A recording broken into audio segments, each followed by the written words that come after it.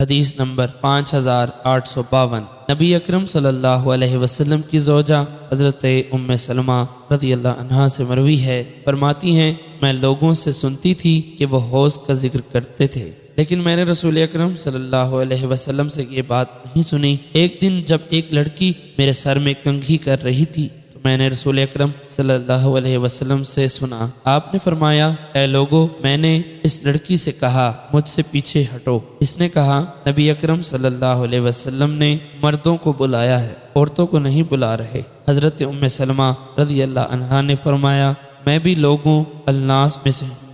رسول اکرم صلی اللہ علیہ وسلم نے فرمایا میں حوض پر تمہارا پیش رو ہوں، تم اس بات سے ڈرنا کہ کوئی تمہیں حوض پر میرے قریب آنے سے روک نہ دے، جس طرح بھٹکے ہوئے اونٹ کو ہٹایا جاتا ہے۔